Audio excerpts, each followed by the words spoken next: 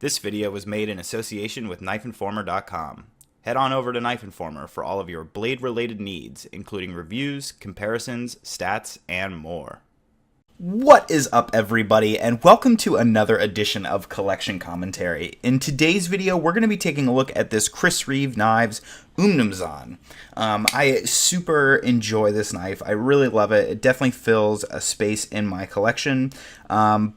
That said, I'm not the most well-equipped to give a knife like this a completely fair review. I tend to lean towards dressier ball-bearing flippers like what you see around the table. I don't buy a lot of production stuff. I certainly don't buy a lot of knives on washers. I believe I only own two. And this being kind of more of a user and everything, while I can definitely speak to what I like about the knife, I am not the most well-equipped to provide like an actual super objective review. So, with that said, I will be lending this knife as well as this ZT0055 out to AdvancedKnifeBro. If you guys don't know who AKB is, definitely go check him out on YouTube here. He is a knife reviewer, flashlight reviewer, EDC gear reviewer. He's got a great sense of humor. His videos are a nice mix of both fun and interesting. And he gives you an opportunity to see the knife being used and abused in ways that people might actually end up using their knives in real life. And being kind of a tabletop reviewer as I am, I'm not as well equipped to do something like that. So I will be lending these knives out to AdvancedKnifeBro sometime at the beginning of next week. And hopefully in the next couple of months, he'll have those videos uploaded and I will be able to link to those so that you guys can get a more detailed, in-depth look of each of these knives. Having said that, they are still mine and I still love them very much, and there's a reason that they are a couple of the only production knives that exist in my collection. So let's go ahead and jump into the Umnumzann.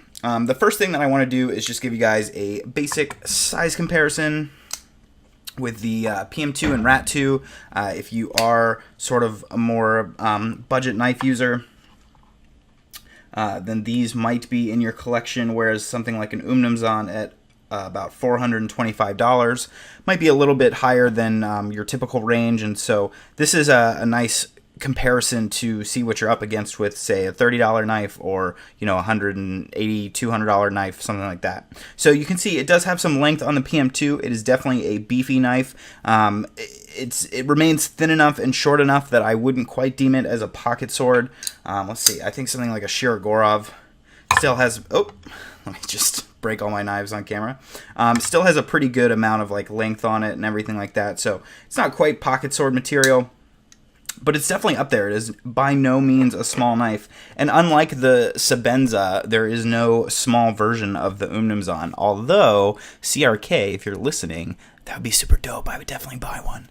But anyway, so, you know, it's got pretty good size on it. It's got a pretty good blade length. I personally bought the Tonto version. A lot of people are going to have a more traditional style blade, but the Tonto really spoke to me in terms of both aesthetics and just, you know, what I tend to use my knives for, which is more like opening packages and stuff. I really like Tonto edges because they're able to go into the package at this angle and use this tip to slice through tape and stuff like that.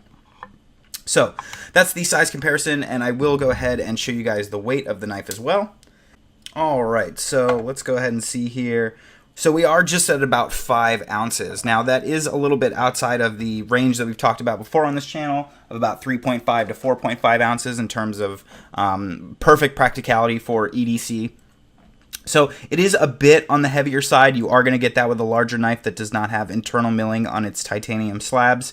But, you know, it's not too outrageous, and frankly what you get with the Umnumzann is a knife that is extraordinarily robust. And that weight, you know, has a little bit to do with the fact that the knife is so robust, because you don't have these sort of weight-saving tactics being used, like internal milling and stuff, that could affect structural integrity on the knife. Now, obviously, most people aren't going to be pushing this knife to its absolute limits, but I think the whole idea when collecting knives is the idea, you know, it's like buying a supercar. Maybe you won't take your Porsche up to 195 miles an hour on the road, but the fact that you know that it can go that fast is pretty nice.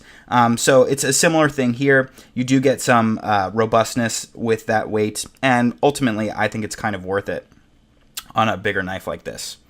So let's go ahead and talk about lockup on this knife. Now, CRK, likes to say that you get all the use of a fixed blade out of a folder, and they're not really kidding. You can see lockup on this knife is like 90%, 80%.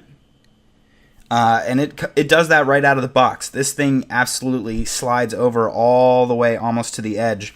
And mind you, it is worth noting that you get no lock stick either. They did a really good job with sort of the geometry with the lock bar and the tang there, and disengagement feels really comfy.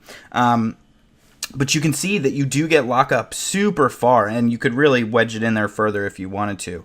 And so this is going to give you near fixed blade strength. Now, obviously, any lock can fail, and so I haven't pushed this thing to the limits to know when that point is. And I am kind of looking to AdvancedKnifeBro to help deduce that, because I know he'll probably end up batoning with this knife, as he tends to do in his videos. So I am interested to see how well it does hold up, but honestly, I mean, I feel comfortable enough hammering this into a tree and climbing up on it. Maybe I wouldn't do it against the lock, maybe I would do it in this direction, but like, this thing really is super, super robust. And if you guys have seen other videos, it's super interesting to see what people have managed to do with this knife, and then it still ends up functioning perfectly well, like burying it in the sand and stuff like that. You can really, really whack on this thing. And so that kind of brings me to the point of like what I love so much about this knife and why it ended up in my collection, despite the types of knives that I typically go after. And that really is the fact that I wanted something that was, not cheap. And these aren't cheap at over $400. I wanted something that wasn't cheap, that still had stylishness, and that still looked and felt like a premium item when handing it to friends. But something that really could handle the ultimate, anything I could throw at it. So one of my favorite things to do with this knife is just abuse it. Honestly, I like to throw it at trees and shit and stuff when I'm bored and just see what happens. And I'm always using this knife to hack at something, or throwing it at something, or breaking down boxes with it, or whatever. And I just really enjoy the fact that I know that I can beat on this knife and it's going to be no worse for wear. It's got some little scratches and snail trails and stuff, and that's pretty much it. And for everything that I've thrown at it, that's pretty good as far as I'm concerned. So that's really what this knife fills for me in terms of the niche in my collection. It's something that is still premium and still feels nice, and I'm still proud and excited to carry it every day. But at the end of the day, when somebody's like, hey, I need to do something aggressive with a knife, I'm like, here, you can use this. Unlike, how I would run away if I was holding one of my customs. So that's what really makes the knife special to me. People talk about the smoothness of a CRK. Obviously, it's nothing compared to like bearings on a Thorburn or something like that. But having said that, it is super smooth. You can definitely flick the knife out with not too much effort. It's really not that bad. And you can really shake the knife shut with a couple of shakes, honestly. It doesn't really take too much aggressive flicking to get it to close like that. So it is definitely super smooth, and it's been really enjoyable to watch people do stuff like bury it in sand and then open and close it, and there's no grittiness. The tolerances on these knives are no joke. The hype is real, and they function incredibly well. So I'm very proud to own this knife. I'm very proud to use this knife.